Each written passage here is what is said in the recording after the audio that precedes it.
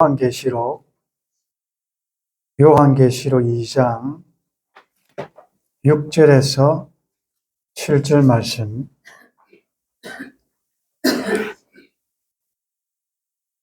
두 절 말씀 같이 읽겠습니다. 오직 내게 있으니 내가 니골라당의 행위를 미워하는도다. 나도 이것을 미워하노라.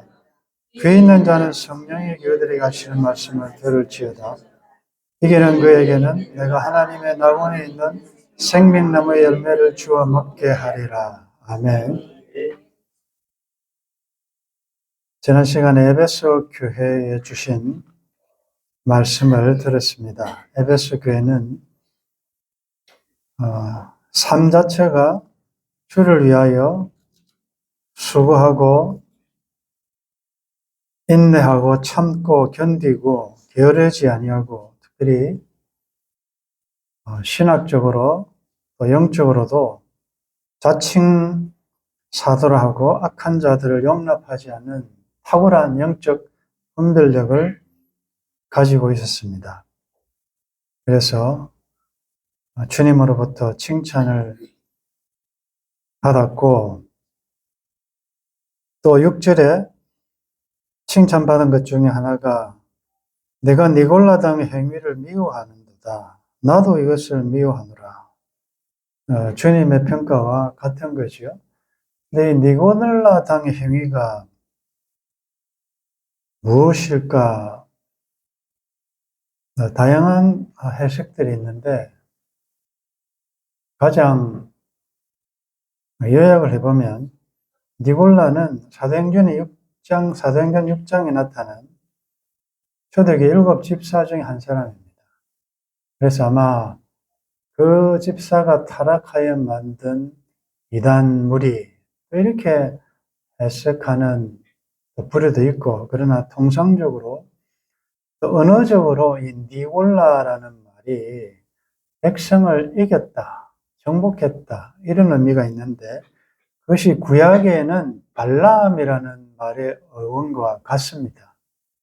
그래서 많은 주석가들은 이 니골라의 행위를 발람의 사상, 발람의 교훈과 동일하게 봅니다.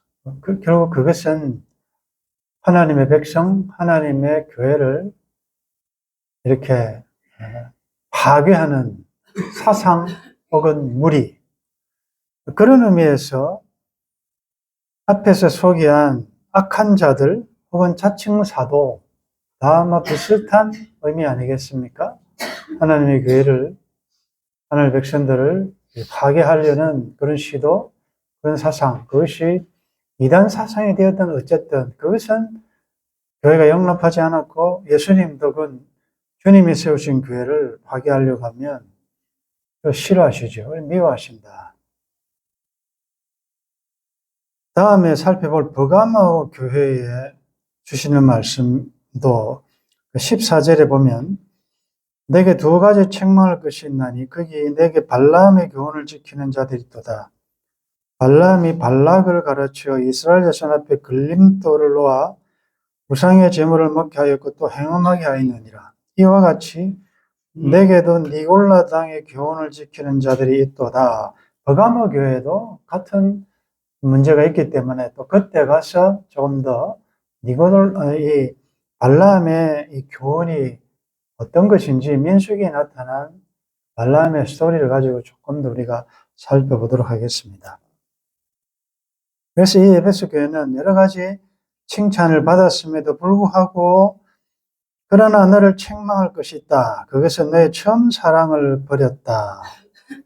처음 사랑 이렇게 분별력 가지고 옳고 그름을 잘 판단하다 보니까 아마 사랑이 조금 식어진 것 같습니다. 아예 시간이 지나갈수록 사랑을 완전히 버리게 되는 단절돼 버린 이런 상황까지 와버렸습니다. 그래서 이런 많은 훌륭한 자랑할 것이 있음에도 불구하고 이 처음 사랑을 버린 이 사건은 촛대를 옮길 정도로 심각한 문제였기 때문에 예수님은 에베소 교회를 사랑하시기 때문에 5절에 그러므로 어디서 떨어졌는지를 생각하라. 그리고 회개하라, 그리고 처음 사랑을 회복하라, 처음 행위를 가지라 라고 명령형으로 말씀합니다. 만일 그리하지 아니하고 회개하지 아니하면 내가 내게 가서 내 촛대를 그 자리에서 옮기리라. 아주 심각하지요? 처음 사랑 회복하는 것은 선택사항이 아닙니다. 이것은 시급하게 해야 될 문제라는 거죠.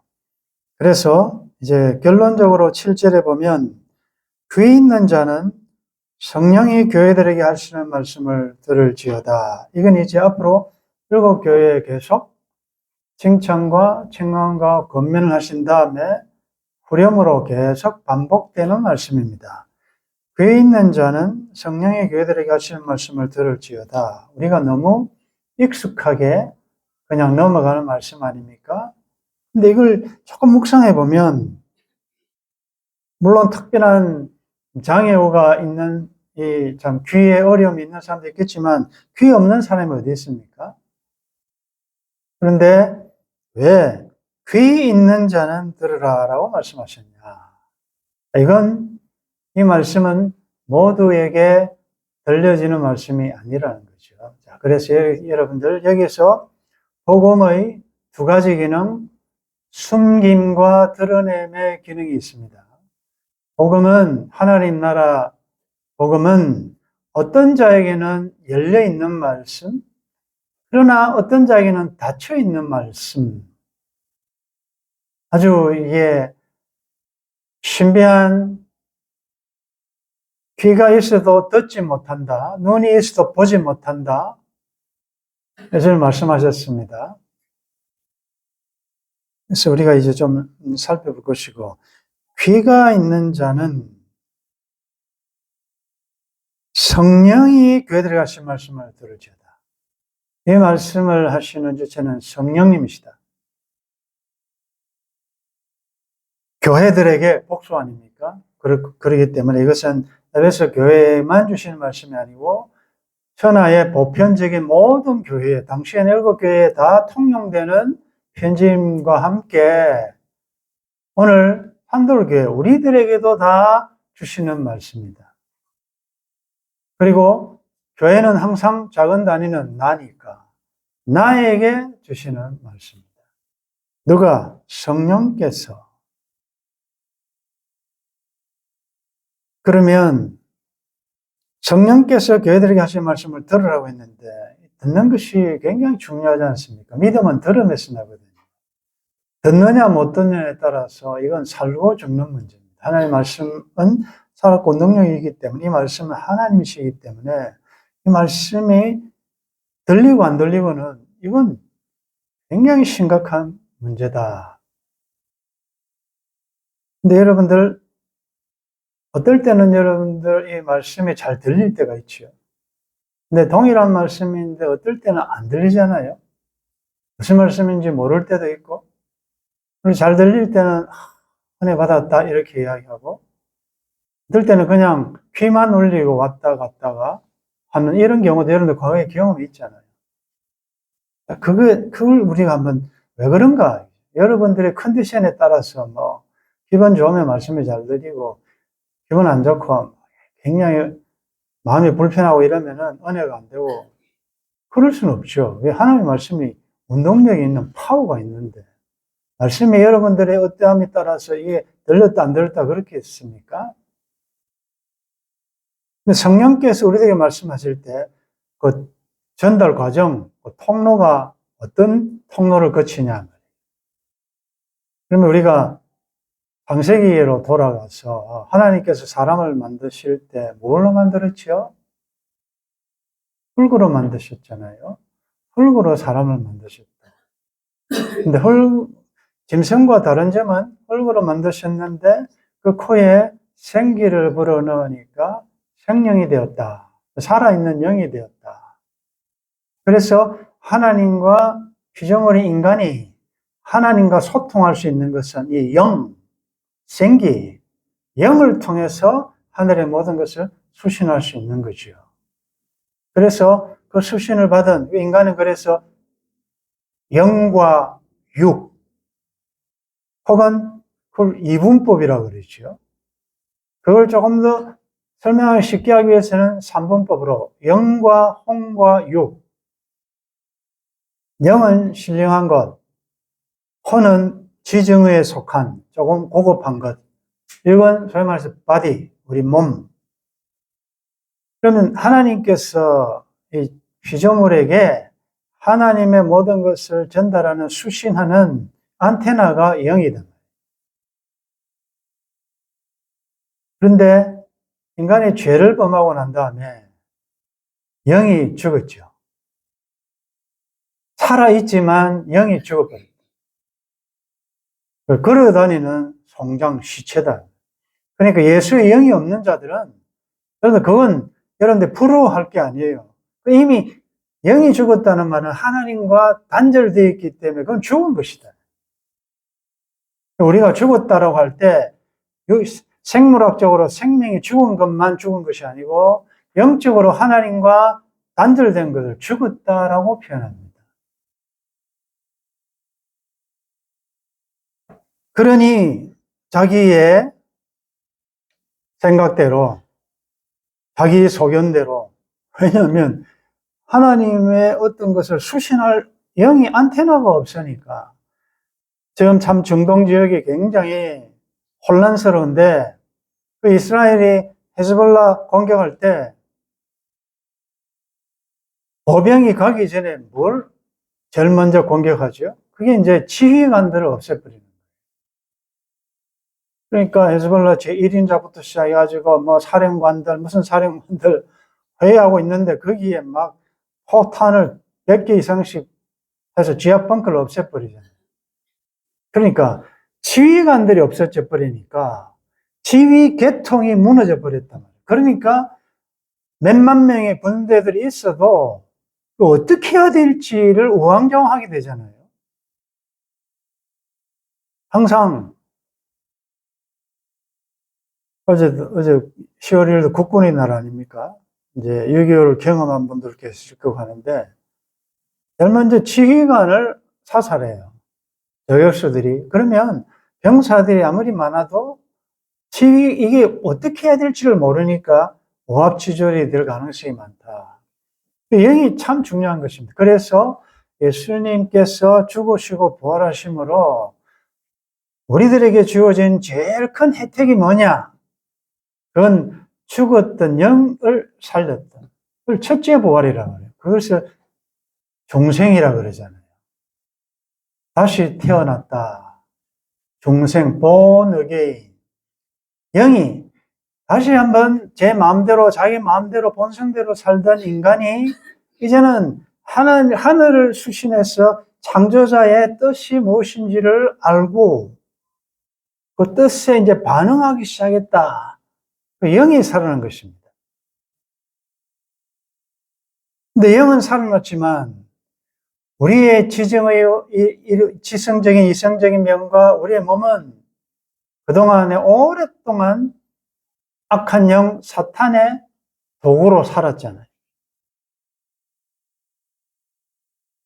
그래서 영은 살아서 이제는 하늘의 것을 수신하며 겨우 수신됐는데 그러나 이미 오래된 악성과 악습이 오랫동안 우리 소위 말해서 이제 옛사람이라고 표현할 수 있는데 예수님의 십자가로 사탄은 머리는 통치권은 없어졌지만 폐잔병으로 남아있잖아요. 주인으로 산다고요.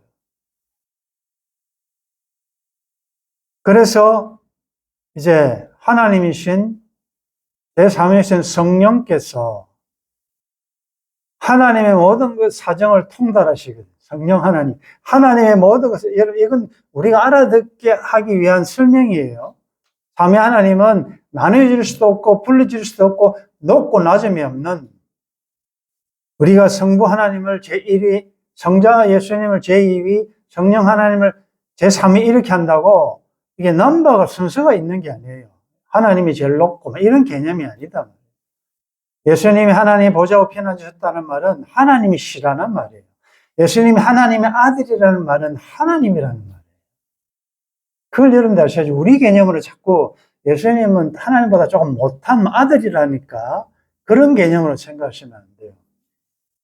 지금 표현하는 것도 하나님의 모든 사정을, 즉 하나님의 모든 계획과 목적을 아시는 분이 성령 하나님이시라고.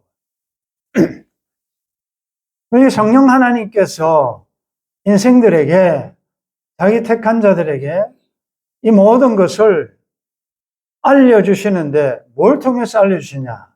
우리의 중생된 영을 통하여 이 수신이 된단 말이죠. 그러면 이제 영이 그걸 받아서 이제는 이렇게 살아야 된다. 이번에는 이걸 조심해야 된다라고 우리 이 지정의에 속한 혼적인 부분에 영이 그 수신된 것을 전달한다. 그래서 이게 이제 우리의 몸으로 쫙 전달되는 이런 시스템으로 말씀하신다고요. 그래서 영은 살아났는데 아직 혼적인 부분이 내 마음대로 되잖아요. 그래서 로마서 7장에 바울이 나는 완전히 파손됐네. 한쪽은 성령의 법을 따라오시고 하나님의 법을 따라오시는데 한쪽은 완전히 죄의 종이 돼서 가네. 이게 이제 전투가 일어나는 정상적인 과정이다. 여러분들 이게 좀 독감 무슨 주사 맞으면 균을 잡아 넣으니까 그 실제 균이 들어와서 싸울 면역을 키우기 위해서 몸살로 나고 아프잖아요. 마찬가지로 성령이 오셔서 서서히 악한 사탄이 통치하던 우리의 모든 부분을 서서히 이제는 몰아내는 작업을 하신다. 이걸 뭐라 그러죠? 그걸 성화라 그러죠. 그게 이제 하나님 나라가 내 마음에 점점 확장되어 간다. 하나님 나라가 이미 들어왔고 이제는 영이 들어왔고 성령이 내주하시게 되었으니까 복음서의 성령의 역사와 사도행전의 성령의 역사 차이점은 복음서에 보면 성령께서 함께 항상 계셨어요. 보혜사로. 그러나 예수님 죽으시고 부활하시고 난 다음에는 우리 속에 내주하셔요. 그게 차이점이에요. 그러니까 이제는 성령이 오셨네. 내 주위에 보내신 성령이 오셨네. 그래서 보혜사는 예수님도 보혜사시고 성령님도 보혜사라고 설명하고 있어요. 이제 성령이 오셔서 조금씩 매일매일 조금씩 악한 영에 익숙했던 이것들을 매일매일 조금씩 이제 점령해 나가는 과정이 그게 성화군이다. 그게 쉽게 이제 구약적으로 보면 홍해를 건너고 난 다음에 얼마나 많은 갈등이 있습니까? 그게 우리가 영적으로 변화되어 나가고 주의 형상 닮아갈 때 그런 치열한 시험에 빠지고 또 원망불평하고 과거가 좋았는데 애국으로 돌아가자. 그때는 먹을 것도 좋았는데 이게 자꾸 그러나 이미 시작하신 하나님께서 때리시고 막 죽이시고 거역하면 지진 나서 죽이기도 하시고 하면서 가나안을 향해서 계속하게 만드시는 그게 그림적으로 성화구원을 이루어가는 것이고 지금 우리도 영적으로 그렇게 하신다. 그래서 영을 잘 대하고 영의 이 수신을 잘 받는 훈련을 잘 하셔야 돼요. 그래서 고린도서에 보면 영에 속한 사람과 육신에 속한 사람과 육에 속한 사람과 그 안에도 다양한 계층이 있어요. 그래서 하나님의 말씀이 들릴 때 저도 이번에 건강검진 받아봤는데 건강검진을 받으러 가면 다양한 혈압검사도 하고 키도 재고 몸무게도 재고 그다음에 청력 테스트를 하잖아요. 그러면 조그마한 방에 넣어놓고 이어폰을 끼고 소리를 크게 했다가 점점 작게 하면서 소리가 들리면 버튼을 누르시오 그러잖아요. 점점 소리를 낮춘다. 여러분들의 영적인 청량은 어느 정도 되시는지요?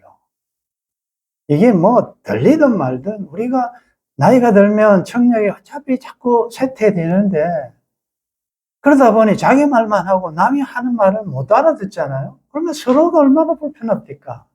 나도 불편하니까 이제 마지막 보조수단으로 보청기를 끼잖아요. 그렇게라도 해서 들으려고 애쓰는데 우리가 하나님의 말씀이 잘 안 들림에도 불구하고 안 들린 지가 상당히 오래됐는데도 불구하고 그냥 형식적으로 의례적으로 체면상 왔다 갔다 하는 경우가 있을 수 있거든요. 그럼 어찌 해야 되는지를 잘 생각하셔야 돼요. 그리고 어떨 때는 소리가 잘 들렸다고 어떨 때는 막 잡음이 막 채널이 정확하게 안 맞으면 지시시식 하잖아요. 성경에 보면 공중의 권세 잡은 자라고 사탄을 표현한다고요. 그러면 하늘에서 이렇게 쫙 오는데 중간에서 막 전파를 방해하고 복잡하게 만들어가지고 왜? 들으면 사니까 못 듣게 한단 말이에요. 굉장히 복잡하게 만들어요. 그러니까 여러분들이 말씀을 들어오기 전에는요. 채널 다른 걸 다 꺼야 돼요. 일주일 내내 온갖 세상 채널, 드라마, 음악, 온갖 다 듣다가 갑자기 주일 아침에 땡 오면 이게 됩니까? 여전히 그동안에 일주일 듣던 그 소리가 들린다고. 이게 여러분들이 말씀 듣는 걸 대사로 여겨야 된다는 게 바로 그 말이에요. 그러니까 여러분들의 습관을 한번 생각해 보셔야 돼요. 나는 과연 이 하늘의 음성을 듣기 위하여 성령께서 하시는 말씀, 나에게 이 시간 중, 그러면 말씀 안 듣는 건 죽는 겁니다. 들으면 살아납니다. 에스골 골짜기 해골도 살아나라, 말씀 생기야, 일어나라, 부르라, 들어가서 회복되어라, 말씀하면 살아나거든요. 여러분들, 말씀을 주셔서 우리를 위경에서 구원하신다 그러잖아요. 이 말씀은 그냥 말이 아니에요. 하나님이 지금 나에게 하시는 말씀. 그런데 엘리야 그 사건에도 보면 광풍 가운데도 하나님이 안 계시고 지진 가운데도 하나님이 안 계시고 불 가운데도 하나님이 안 계시고 제일 마지막에 하나님이 언제 나타나시냐? 세미한 음성 가운데 나타나십니다. 하나님의 말씀은 세미한 음성처럼 내 귀를 여시고 인치듯이 말씀하신다. 그래서 다른 소리 끊으라는 거예요. 여러분들 주일에는 여러분들의 목소리가 크면 안 돼요. 주의 음성만 들려요. 그래서 하나님의 음성이 잘 들리는 곳은 여러분들 좋은 곳이에요. 전화가 잘 안 터지는 곳 있죠? 그건 좋은 자랑이 아니에요. 아무리 좋은 데 살고 편안하게 살고 뷰가 좋게도 하늘이 안 보이고 주의 음성이 안 들리는 곳이다. 그건 빨리 이동해야 돼요. 그래서 대개 보면 잘 들리는 데가 어디냐? 세상과 나는 관계도 없고 구석관쯤만 보이고 주의 음성 잘 들리는 곳이 어딘가 하면 밤모습입니다. 병원에 입원하고 고통 중에 있을 때 이전에 듣지 못한 주의 음성이 그때 들려요. 그래서 여러분들 너무 화려하고 시끄러운 소리 사람들 많고 왁작지근하고 왜 하나님께서 하나님의 정도를 쓰시기 전에 모세 같은 경우에는 이 광야 서편에서 80년을 기다리게 합니다.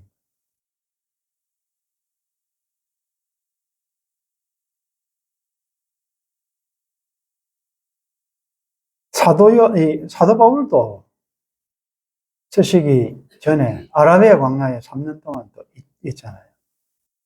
세례요한도 그렇고 이 광야가 참 필요해요. 그게 하늘의 음성을 듣는 훈련하는 것입니다. 그래서 때때로 여러분들에게 어려운 밤중을 통과하게 하십니다.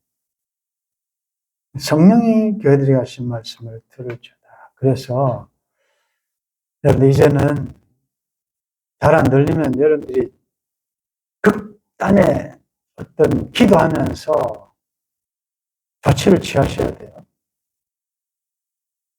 사울이 바울이 된 결정적인 계기가 다메섹 도상 아닙니까?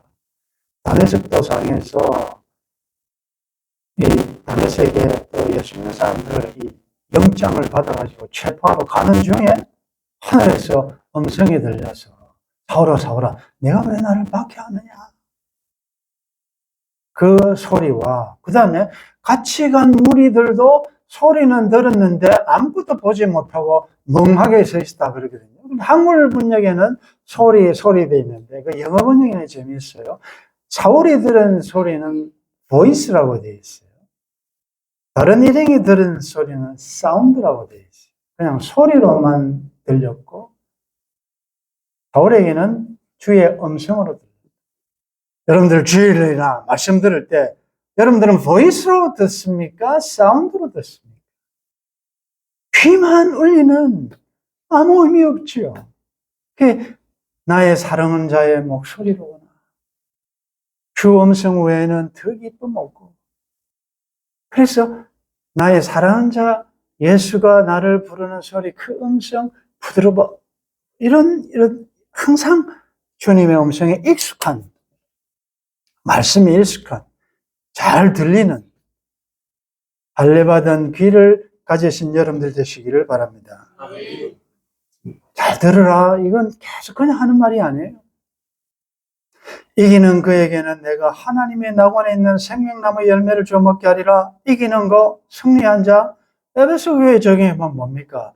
처음 사랑을 회복한 자 아니겠습니까? 악에게 지지 말고 선으로 이기고 내 말을 잘 듣고 깨닫고 생각하고 뉘우치고 처음 사랑을 회복한 자들만 생명나무의 열매를 먹게 하리라. 이 말은 반대로 하면 이기지 않은 자, 순종하지 않은 자, 진자는 안 되잖아요. 그러니까 이건 심각한 것이라니까요. 내가 기본대로 나는 순종하고 안 하고 내가 결정하겠다고 할 문제가 아니라고요. 이기는 그에게는 내가 하나님의 낙원에 있는 생명나무의 열매를 과실을 먹게 하리라. 하나님의 낙원 하니까 이미지가 에덴 동산 아닙니까?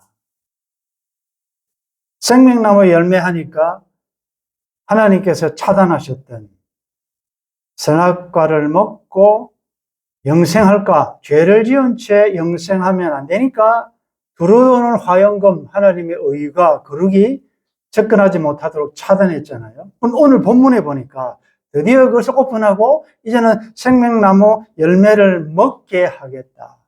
이건 다른 말로 영생 아니에요.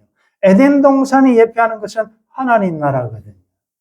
영생을 누리게 하겠다. 여기 보면 내가 먹게 하리라. 하나님이 영생을 주시니까 이걸 두 자로 뭐라 그러지요? 하나님의 은혜라는 것이. 구원은 전적 하나님의 은혜라는 주어 먹게 하리라. 자, 그러면 이제 우리가 말씀을 마무리하면서 처음 사랑 회복 말씀 들었습니다. 어때요, 여러분들?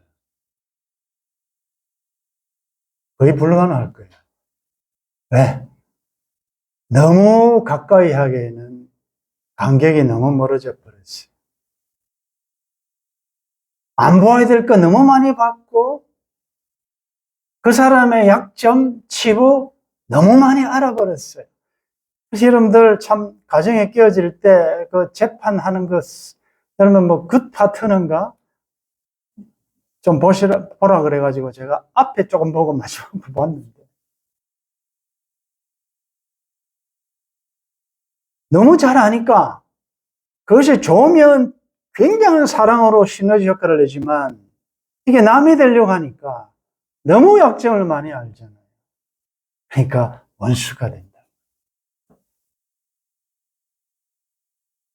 여러분들 어떻게 뭐 대책을 좀 세우셨습니까? 이게 처음 사랑을 가져야 되는데.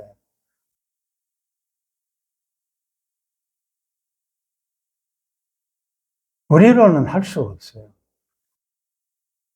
오늘 오신 여러분들, 그리고 이 말씀 듣는 여러분들에게만 제가 힌트를 드릴게요. 보너스를 드릴게요. 처음 행위가, 처음 사랑이 뭘까?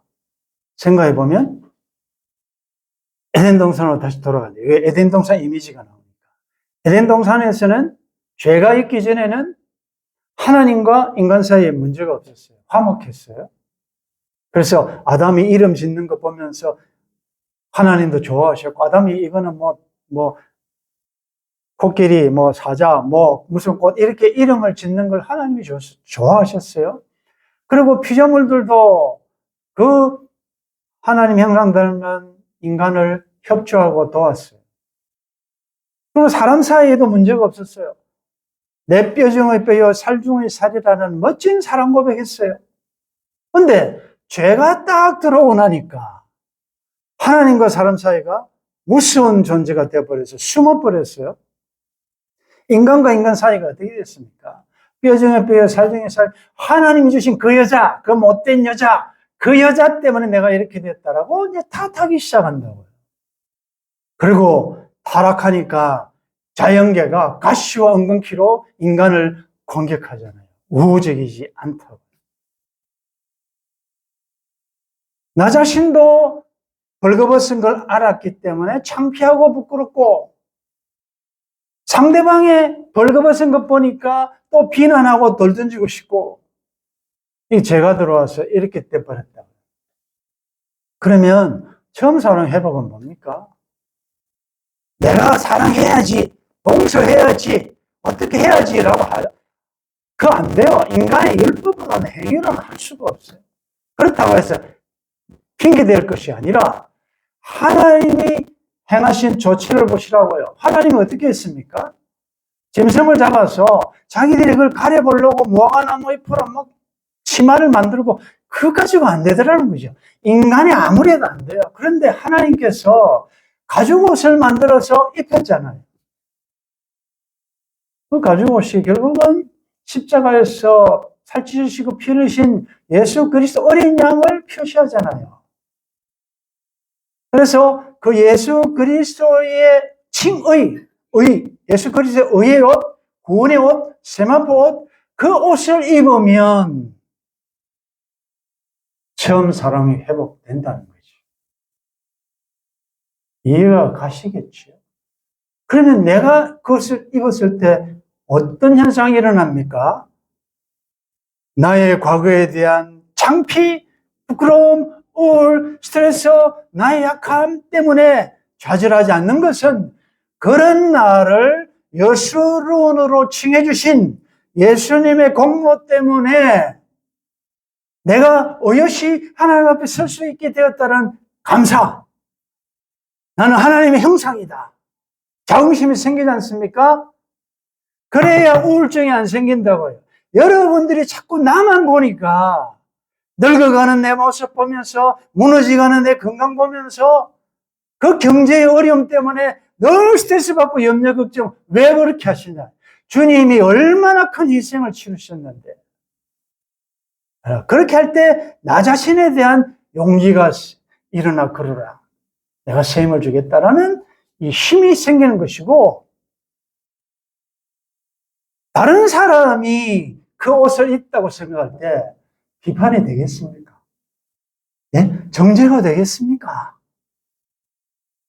주님이 입혀주신 그 옷을 입고 있는 지체를 보면 주의 형상, 형제의 모습, 자매의 모습 속에 보이는 주님의 형상 아름다워요.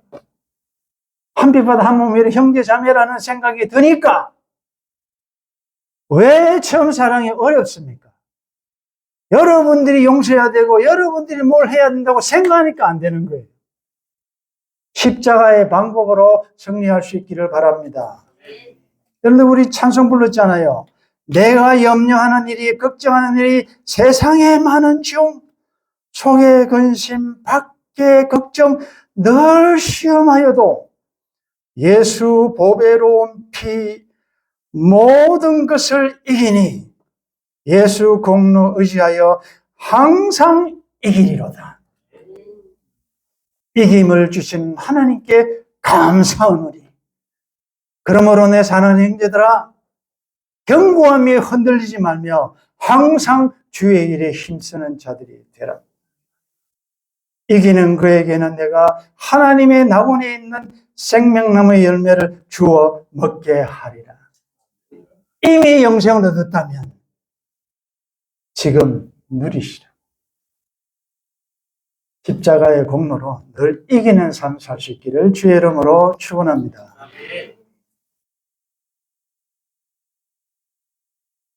아무나 들을 수 없는, 깨달을 수 없는 말씀, 할례받은 길을 허락하셔서 하나님의 모든 사정을 통달하신 성령 하나님께서 나에게 주시는 말씀을 잘 알아듣게 하시니 감사합니다. 이미 십자가로 승리하신 주님 때문에 날마다 이기며 진진하게 하시니 감사합니다. 주의 공로로 하나님이 낙원에 있는 하늘나라에서 영생을 누릴 생명나무의 열매를 먹을 그날을 바라보며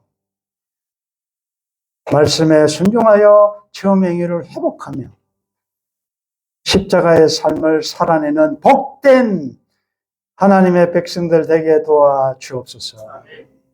주 예수님의 이름으로 기도드리옵나이다. 아멘.